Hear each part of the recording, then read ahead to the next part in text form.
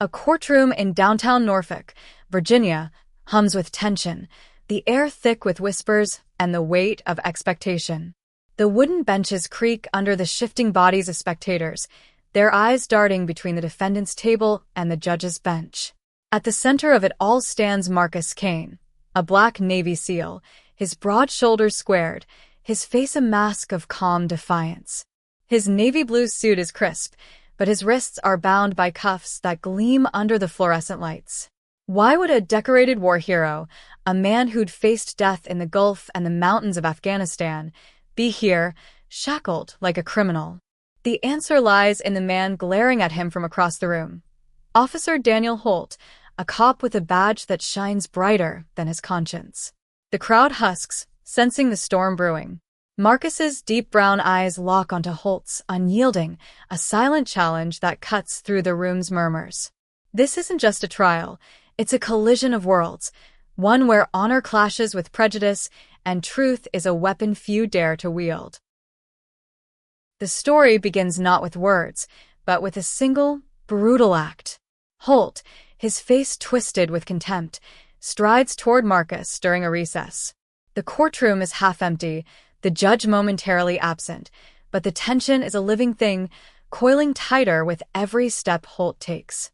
He's a burly man, his uniform stretched tight over a frame built on years of unchecked authority. "You think you're untouchable, don't you, SEAL?" he sneers, his voice low but venomous. Marcus doesn't flinch, his gaze steady, his silence louder than any retort. Then, without warning, Holt's boot lashes out, striking Marcus's shin with a sickening thud. Gasps ripple through the remaining spectators. A bailiff freezes, unsure whether to intervene. Marcus stumbles but doesn't fall, his jaw tightening as pain flares. The room holds its breath, waiting for his response.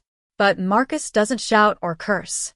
Instead, he straightens, his eyes burning with a fire that promises retribution, not with fists, but with something far more devastating. The incident isn't random. It's the culmination of months of Holt's fixation on Marcus, a vendetta rooted in a night Marcus can't forget. It was a humid summer evening in Norfolk, the kind where the air clings to your skin like a second shirt. Marcus, off-duty, was driving home from a veteran support group when blue lights flashed in his rearview mirror. Holt's patrol car had tailed him for miles, though Marcus hadn't broken a single law. The stop was textbook harassment, Holt's questions laced with slurs, his flashlight blinding, his hand resting too close to his holster.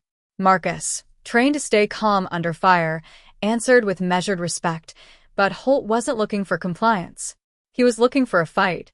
When Marcus refused to take the bait, Holt planted a bag of drugs in his car, a clumsy frame-up that led to this moment, this courtroom, this kick. The drugs weren't Marcus's, but Holt's word carried weight in a system that too often turned a blind eye to men like him.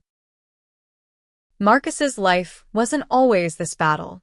Born in a small Virginia town, he grew up in the shadow of systemic barriers, his father a janitor, his mother a nurse who worked double shifts. Yet Marcus carved his own path, excelling in school, joining the Navy, and earning his SEAL trident through sheer grit. His record was impeccable, medals for valor, commendations for leadership. But none of that mattered to Holt, who saw only the color of Marcus's skin and the threat of a man who wouldn't bow. As the courtroom buzzes, Marcus's lawyer, Sarah Nguyen, a sharp-witted public defender, whispers to him, her voice urgent. "We've got him, Marcus. The video." Her words are a lifeline, a reminder that truth might still have a fighting chance. A security camera in the courtroom caught Holt's kick, a damning piece of evidence that could unravel his lies. But will it be enough in a system that often protects its own? The recess ends, and the judge returns, her gavel a sharp crack against the rising tension. Marcus stands tall, his cuffs a stark contrast to the medals he once wore with pride. Holt, seated now, smirks, confident his badge will shield him. But Marcus's silence isn't surrender, it's strategy. He knows the video exists, knows it could expose Holt's brutality and the frame-up that landed him here. Yet he also knows the risk, a black man accusing a white cop in a town where justice often bends to power. The crowd leans forward, sensing the stakes. Sarah's eyes flick to Marcus, a silent question. Are you ready? He nods, almost imperceptibly. The trial resumes, and the first witness is called, a young clerk who saw Holt's kick and heard his slurs. Her testimony is shaky but honest, her voice trembling as she recounts the moment. Holt's smirk falters, just for a second, and Marcus feels the first stirrings of hope. Outside the courtroom, the world is watching. News vans line the street, reporters clutching microphones, their cameras trained on the courthouse steps. A small crowd gathers, some holding signs demanding justice, others shouting in defense of Holt, their voices clashing like waves against a rocky shore. The story has gone viral, hashtags like Justice for Marcus trending on X. But inside, it's just Marcus, Sarah, and the truth against a system that's never been kind to men like him. As the clerk steps down, Sarah rises, her voice steady as she calls for the video to be played. The courtroom screen flickers to life, and there it is, Holt's boot, Marcus's flinch, the raw aggression captured in grainy clarity. Gasps ripple through the room again, louder this time. The judge's face hardens, and Holt's confidence cracks like thin ice. Marcus's heart pounds, not with fear, but with the weight of what comes next. This is no longer just a fight, it's a reckoning. The video loops once more, each frame a hammer blow to Holt's facade. Marcus watches, his face unreadable, but inside, his pulse races. The courtroom is a pressure cooker, the air heavy with the weight of what's unfolding. The judge, a stern woman with gray streaks in her hair, leans forward, her eyes narrowing as the footage plays. Holt's kick, deliberate and cruel, is undeniable now, a stark contrast to the lies he spun. Sarah Nguyen seizes the moment, her voice cutting through the silence. She calls Holt to the stand, a bold move that sends a murmur through the spectators. Holt rises, his swagger diminished, his eyes darting to the exits, as if he could outrun the truth. Marcus's gaze never leaves him, a silent promise that this time, there's no escape. Holt takes the oath, his hand trembling slightly as he swears to tell the truth. Sarah doesn't waste time. She questions him about the night of the traffic stop, her tone sharp, each word a scalpel peeling back his story. Holt stumbles, claiming he found the drugs in Marcus's car, but his details are vague, his confidence eroding under Sarah's relentless pressure. She pivots to the courtroom incident, asking why he struck Marcus. Holt mutters something about maintaining order, but his voice lacks conviction. The video plays again at Sarah's request, and the room watches in stunned silence as Holt's boot connects with Marcus's leg. A woman in the back row gasps audibly, her hand covering her mouth. The judge's gavel cracks, demanding order, but the damage is done. Holt's credibility is unraveling, thread by thread. Then comes the twist, a moment no one saw coming. Sarah introduces a new witness, a fellow officer, Officer Rachel Carter, who'd been Holt's partner that night. Rachel, a wiry woman with a nervous tic, takes the stand, her eyes avoiding Holt's. She testifies that she saw Holt plant the drugs in Marcus's car, her voice barely above a whisper, but carrying the weight of a bombshell. The courtroom erupts in whispers, the spectators leaning forward, their shock palpable. Rachel's hands shake as she describes Holt's orders to stay quiet, his threats to ruin her career if she spoke out. Marcus feels a surge of gratitude and pity for her. She's risking everything to tell the truth. Holt's face drains of color, his fists clenching at his sides. The twist isn't just evidence, it's a betrayal, one that cuts deeper than any courtroom tactic. Marcus's mind flashes back to his SEAL training, to nights spent in freezing water, to missions where trust was the only thing keeping him alive. He trusted his team then, and now, in this courtroom, he trusts Sarah and Rachel to carry the fight. But the battle isn't won yet. Holt's lawyer, a slick man named Greg Larson, leaps to his feet, objecting, claiming Rachel's testimony is hearsay, a desperate attempt to discredit her. The judge overrules, her patience thinning, but Larson's strategy is clear. Muddy the waters, protect the system. Marcus knows this game too well. He's seen it in the glances of cops who pulled him over for routine checks, in the promotions he was passed over for despite his record. The system doesn't bend easily, but today it's cracking. Sarah presses Rachel for details, coaxing out the truth with gentle precision. Rachel recounts the night in vivid detail, the humid air, the flashing lights, Holt's smirk as he tossed the drugs into Marcus's car. She'd stayed silent then, cowed by fear, but now, with Marcus's life on the line, she's found her voice. The spectators hang on her every word, some nodding, others shaking their heads in disbelief. Outside, the crowd grows louder, their chants filtering through the courthouse walls. Marcus feels the weight of their support, but also their anger, their pain. This isn't just a story, it's theirs too, a shared struggle against a system that too often fails them. Holt's cross-examination is brutal. Larson attacks Rachel's credibility, digging into her past, hinting at disciplinary issues that don't exist. Rachel falters, her voice cracking, but she holds her ground.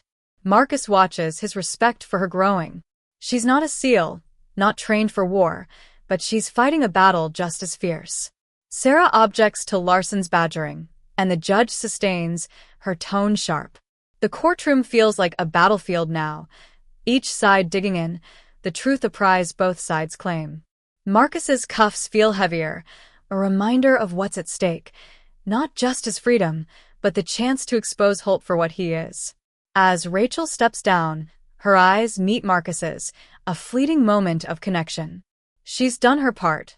Now it's his turn. The courtroom hums with a restless energy as Marcus takes the stand, his cuffs removed at the judge's order. He adjusts his tie, his movements deliberate, his presence commanding despite the weight of the moment. The spectators lean forward, their eyes locked on him, a war hero now fighting for his life in a different kind of war. Sarah approaches, her questions calm but pointed, guiding Marcus to tell his story. His voice is steady, deep, carrying the cadence of a man who's faced death and emerged unbroken. He recounts the night of the stop, the slurs Holt hurled, the drugs he never touched. His words are simple but powerful, each one a brick in the wall of truth he's building. The room is silent, save for the soft scratch of a court reporter's pen. Holt's lawyer, Larson, watches like a hawk, his pen tapping against his notepad, searching for a weakness. Marcus doesn't give him one. He describes his career, missions in hostile lands, lives saved, sacrifices made. He doesn't boast, he doesn't need to. His record speaks for itself, a stark contrast to Holt's flimsy accusations. Sarah introduces evidence. Marcus's spotless military file, commendations from commanders, even a letter from a senator praising his service. The jury, a mix of skeptical faces and sympathetic eyes, listens intently. Marcus feels their gaze, knows they're weighing his every word against the badge Holt hides behind. But he's not here to beg for their trust. He's here to demand it. Larson's cross-examination is a verbal assault, each question dripping with insinuation. He paints Marcus as a loose cannon, a man too proud, too defiant to respect authority. Marcus answers calmly, his training keeping his temper in check, but his eyes burn with restrained fury. Larson pushes harder, asking why Marcus didn't just comply with Holt's orders. Marcus's response is measured but cutting. I complied. I followed every order. But respect doesn't mean letting a man frame me for something I didn't do. The room stirs, a few jurors nodding despite themselves. Larson falters, his rhythm disrupted. Marcus isn't just a defendant, he's a force, unyielding and unbreakable. The confrontation escalates when Sarah calls a surprise witness, a civilian who'd recorded part of the traffic stop on her phone. The woman, a nervous barista named Emily, presents shaky footage showing Holt's aggressive demeanor, his hand on his gun, his voice laced with slurs. The video isn't perfect, but it's damning, corroborating Marcus's story and Rachel's testimony. Holt's face twists, his composure crumbling as the evidence piles up. The judge's expression is unreadable, but her eyes flick to Holt, a silent warning. Outside, the crowd's chants grow louder, their signs now visible through the courtroom windows. Justice for Marcus. The pressure is mounting, and Holt feels it, his hands gripping the arms of his chair. Marcus steps down, his testimony complete, but the fight is far from over. Sarah and Larson exchange heated arguments, each side vying for the jury's trust. The judge calls for a brief recess, and the room exhales, the tension spilling out like water from a cracked dam. Marcus sits, his shoulders still squared, his mind racing. He thinks of his parents, their sacrifices, their belief in him. He thinks of his SEAL brothers, men who'd trusted him with their lives. This fight isn't just for him. It's for them, for every person who's faced a Holt and a system that let him thrive. As the recess ends, Sarah leans in, her voice low. "We're close, Marcus. Hold the line." He nods, his resolve steel. The trial resumes, and Sarah delivers her closing argument, her words a blend of logic and passion. She paints Marcus as a hero, not just in war but here, in this courtroom, standing against injustice. She dismantles Holt's lies, piece by piece, the video and Rachel's testimony as her weapons. Larson counters, his voice smooth but desperate, clinging to the narrative of a troubled veteran and a dedicated officer. The jury listens, their faces a mix of doubt and conviction. Marcus watches them, searching for a sign, a hint of where their hearts lie. The judge instructs the jury, her voice steady, and they file out, leaving the room in a heavy silence. Marcus's fate hangs in the balance, but he's not afraid. He's faced worse odds and won. The jury's deliberation stretches into hours, each minute a weight on Marcus's shoulders. He sits in a holding cell, the walls cold and gray, the air stale with the scent of disinfectant. Sarah visits, her face a mix of hope and exhaustion. She tells him the jury asked to rewatch the video, a good sign, but nothing is certain. Marcus nods, his mind drifting to the courtroom, to Holt's smirk, to Rachel's trembling hands. He thinks of the crowd outside, their voices a distant hum, their signs a flicker of light in the darkness. He's fought in wars where the enemy was clear, but here, the enemy is a system, a mindset, a man who wears a badge, but no honor. The weight is torture, but Marcus is no stranger to endurance. Back in the courtroom, the tension is palpable, the spectators restless as they await the verdict. Holt sits with his lawyer, his fingers drumming nervously, his bravado all but gone. The judge enters, her presence commanding silence, and the jury files in, their faces unreadable. Marcus is brought back, his cuffs gone but his heart heavy. The foreperson stands, a middle-aged woman with a steady gaze, and reads the verdict. On the charge of drug possession, Marcus is not guilty. The room erupts, cheers mixing with gasps, but the judge's gavel restores order. Holt's face is a mask of shock, his eyes darting to Larson, who shakes his head in defeat. Marcus exhales, relief flooding through him, but he knows this isn't the end. The judge isn't done. She turns to Holt, her voice icy, and orders an investigation into his conduct. The courtroom video, Rachel's testimony, and Emily's footage have painted a picture too clear to ignore. Holt's badge, once his shield, is now a liability. He's escorted out, his head bowed, the weight of his actions finally catching up. The spectators whisper, some in triumph, others in disbelief. Marcus feels no joy, only a quiet resolve. This victory is his, but it's also Rachel's, Sarah's, Emily's, and every person who stood outside demanding justice. The system didn't break, but it bent, and that's a start. As Marcus steps out of the courthouse, the crowd roars, their signs waving like flags of victory.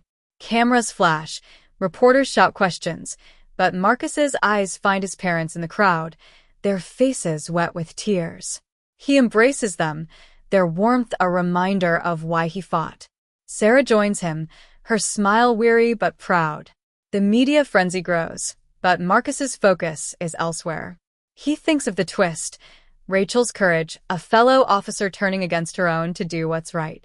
It's a spark of hope, a sign that change is possible, even in a system as flawed as this. But the fight isn't over. Holt's investigation is just beginning, and Marcus knows men like him don't vanish quietly. The days that follow are a whirlwind. Marcus's story spreads, his face on every news channel, his name a rallying cry. He meets with community leaders, veterans, activists, all wanting to hear his story, to build on his victory. He speaks at a local church, his voice steady but humble, urging others to stand up, to speak out. The crowd listens, their eyes bright with hope, their hands clapping in solidarity. Marcus feels the weight of their expectations, but also their strength. He's not alone anymore. This fight belongs to them all. Yet, in quiet moments, he wonders about Holt, about what drove him to such hatred, such corruption. Was it fear? Power? Or something deeper, uglier, that Marcus can't fully grasp? Holt's downfall begins to take shape. The investigation uncovers a pattern. Other stops, other frame-ups, other lives ruined by his abuse of power. Rachel's testimony opens the floodgates, more officers coming forward, their stories echoing hers. The police department, under pressure, suspends Holt pending a full inquiry. The media digs deeper, unearthing Holt's history of complaints, swept under the rug by a system that protected him. Marcus watches it unfold, his heart heavy but resolute. This isn't just about him anymore. It's about accountability, about tearing down the walls that let men like Holt thrive. He knows the road ahead is long, but for the first time, he sees a path. Marcus stands at the edge of a community center stage, the room packed with faces, young, old, hopeful, angry. He's been invited to speak, not as a victim, but as a symbol of resilience. His voice carries the weight of his journey, each word deliberate, resonating with the crowd. He talks about justice, about the fight that doesn't end in a courtroom, about the courage it takes to stand against wrong. The audience listens, some nodding, others wiping tears. Marcus isn't a preacher, but his words feel like a sermon, a call to action wrapped in the quiet strength of a man who's seen too much but still believes. He thinks of Rachel, of her trembling hands, her bravery. He thinks of Sarah, her tireless fight. This moment is theirs too. The investigation into Holt gains momentum. More witnesses come forward, civilians, officers, even a former partner who'd left the force in disgust. The evidence piles up, falsified reports, coerced confessions, a trail of abuse stretching back years. Holt's suspension becomes a termination, his badge stripped, his name a cautionary tale. The media runs with it, headlines screaming of corruption exposed. Marcus watches from a distance, his relief tempered by the knowledge that one man's fall doesn't fix a broken system. He meets with Sarah, who's now representing others wronged by Holt, her desk piled high with case files. She smiles, exhausted but determined, and Marcus feels a kinship with her, two warriors in a different kind of battle. The community rallies around Marcus, their support a lifeline. He visits schools, talking to kids who look like him, who need to hear that they can rise above the barriers in their path. He shares his story, not to boast, but to show them what's possible. One boy, no older than 12, asks if Marcus was ever scared. Marcus pauses, then answers honestly. Every day. But fear doesn't win unless you let it. The boy nods, his eyes wide, and Marcus hopes his words plant a seed. Outside, the protests have quieted, but the signs remain, now joined by new ones. Truth wins. Marcus sees them and feels a flicker of pride, not for himself, but for the people who refuse to stay silent. Yet, the victory is bittersweet. Marcus knows the system is still flawed, still tilted against men like him. He thinks of the others who didn't have a Sarah, a Rachel, a video to save them. He thinks of the nights he spent in that holding cell, the cuffs biting into his wrists, the uncertainty gnawing at his resolve. He's free now, but the scars remain, not just from Holt, but from a lifetime of navigating a world that too often sees him as a threat. He channels that pain into action, joining a task force to reform local policing, his voice steady as he pushes for change.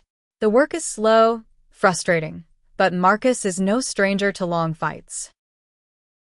In quiet moments, Marcus reflects on his SEAL days, the brotherhood that carried him through war. He misses that clarity, that sense of purpose. But he's found a new mission now, one that's messier, harder, but no less vital. He thinks of his parents, their pride when he walked out of that courthouse, their tears when he hugged them. He thinks of Emily, the barista whose shaky video helped tip the scales. He thinks of Rachel, who risked everything to tell the truth. Their courage fuels him, a reminder that no one fights alone. The community center speech ends, and the crowd rises, their applause thunderous. Marcus steps off the stage, his heart full but heavy, knowing the fight continues. As he leaves, a young woman approaches, her eyes bright with determination. She's starting a nonprofit to support victims of police misconduct, inspired by Marcus's story. She asks for his advice, and he listens, offering what he can. Her passion reminds him of himself, years ago, before the world tried to break him. He smiles, a rare moment of lightness, and tells her to keep fighting, to never let fear win. She nods, and Marcus feels a spark of hope. This is the legacy he's building, not just a victory in a courtroom, but a ripple effect, a movement. The road ahead is long, but for now, he's won something greater than freedom, purpose. Marcus's life settles into a new rhythm, one defined by action rather than reaction. He's no longer just a SEAL or a defendant. He's a voice, a beacon for those who've been silenced. The task force meetings are grueling, filled with arguments and compromises, but Marcus pushes forward, his military discipline guiding him. He proposes body cameras, mandatory bias training, a review board with civilian oversight. Some officers resist, their faces hard, but others listen, their nods a small victory. Marcus knows change won't come overnight, but every step forward feels like reclaiming ground lost to men like Holt. The community watches, their support unwavering, their voices amplifying his. At home, Marcus finds solace in small moments, dinner with his parents, their laughter a balm for old wounds. His mother cooks his favorite, collard greens and cornbread, and his father tells stories of their own struggles, their resilience a blueprint for his own. They don't talk about the trial much, but the pride in their eyes says enough. Marcus feels their love, their strength, and it anchors him. He thinks of Rachel, who's now facing backlash from colleagues but standing firm. He sends her a message, a simple thank you, and her reply is brief but warm. We did the right thing. It's enough to keep him going. The media frenzy fades, but Marcus's story lingers, a touchstone for broader conversations.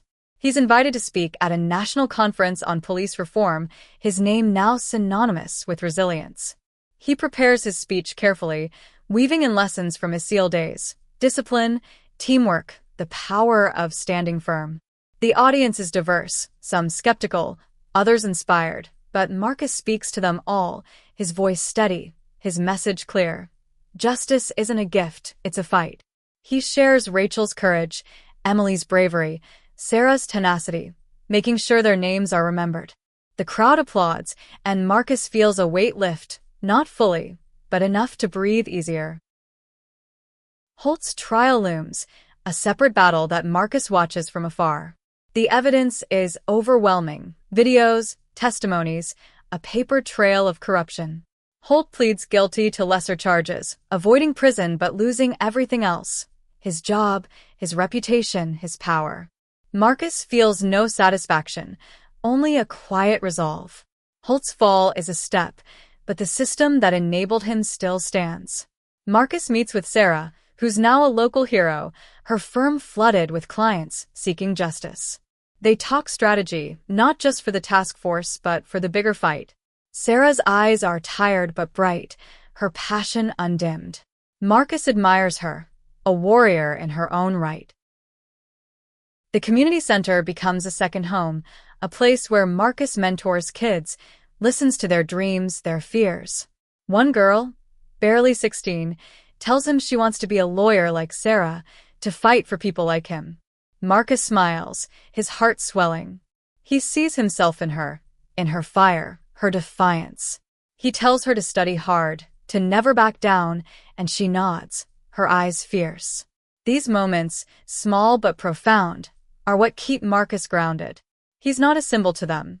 He's one of them, a man who's walked through fire and come out stronger. The signs outside the courthouse have been replaced by murals, one with Marcus's face, a quiet tribute to his fight. As winter settles over Norfolk, Marcus takes a rare moment for himself, walking along the waterfront, the cold air sharp against his skin. He thinks of the courtroom, the kick, the video that changed everything. He thinks of the people who stood with him, their courage a light in the darkness. The fight isn't over. Holt was one man, but the system is a hydra, growing new heads when one is cut off. Yet Marcus feels hope, not the fleeting kind, but the kind forged in battle, tempered by loss. He's not alone, and that's enough. The water laps against the shore, and Marcus breathes deep, his resolve unbroken. The war hero is still fighting, but now, it's for something bigger than himself. Marcus's journey becomes a beacon, not just in Norfolk, but across the country. His name is spoken in community halls, in classrooms, in quiet conversations between people who've faced their own Holts. He's invited to speak at more events, his story a bridge between those who fight and those who need hope. He doesn't sugarcoat the struggle. He talks about the nights he doubted himself, the fear that gnawed at him, the system that tried to break him. But he also talks about the victories, small and large, the jury's verdict, Holt's fall, the task force's slow but steady progress. His words inspire, not because they promise easy wins, but because they're honest, raw, human. The task force gains traction, its proposals debated in city council meetings, some even adopted. Body cameras are rolled out, a pilot program that Marcus monitors closely, knowing it's only a start. He meets with officers, some wary, others open, and finds common ground in their shared desire for a better system. He thinks of Rachel, who's now training new recruits, her voice stronger, her fear replaced by purpose. He thinks of Emily, who's gone back to her barista job but carries herself taller, prouder. And he thinks of Sarah, who's taken on more cases, her firm a hub for those seeking justice. They're a team, bound by a fight that's bigger than any one of them. Marcus's parents host a small gathering, a celebration of his freedom and the change he's sparking. The house is warm, filled with laughter, the smell of his mother's cooking. Friends, neighbors, even a few veterans from his SEAL days join, their stories weaving together. Marcus listens, his heart full, knowing this is what he's fighting for, not just justice but community, connection, a world where people lift each other up. His father raises a glass, his voice thick with emotion, and toasts to Marcus's strength, to the people who stood with him. The room cheers, and Marcus feels a lump in his throat, a gratitude too deep for words. The murals in Norfolk multiply, each one a testament to the city's resilience. Marcus's face is there, alongside Rachel's, Sarah's, even Emily's, their names painted in bold letters. The community center thrives, its programs expanding, its doors open to anyone seeking hope. Marcus mentors more kids, their dreams a reminder of why he keeps going. He meets with activists, lawmakers, even a senator who wants to take his story to Washington. The road is long, the setbacks real, but Marcus sees progress, small, hard one, but progress nonetheless. He knows the system won't change overnight, but he also knows he's not alone in the fight. One evening, Marcus visits the waterfront again, the stars bright above the dark water. He thinks of the courtroom, the kick that started it all, the moment he chose to fight back with truth instead of fists. He thinks of the people who carried him, his parents, Sarah, Rachel, Emily, the crowd outside the courthouse. Their courage, their faith, gave him strength when his wavered. He's not a hero, not in the way the media paints him, but he's a man who stood up, who refused to let hate win. The wind carries the sound of the waves, and Marcus feels a quiet peace. The fight continues, but he's ready, armed with purpose, backed by a community that won't back down. As he walks home, the city feels different, not perfect, but alive with possibility. The murals glow under streetlights, the signs still there, now joined by new ones. Keep fighting. Marcus smiles, his steps light despite the weight of his journey. He's not just a SEAL, not just a defendant, he's a catalyst, a spark for change. The stars above seem brighter, the future clearer. He's won his freedom, but more than that, he's won a purpose, a reason to keep going. And he will, for as long as it takes.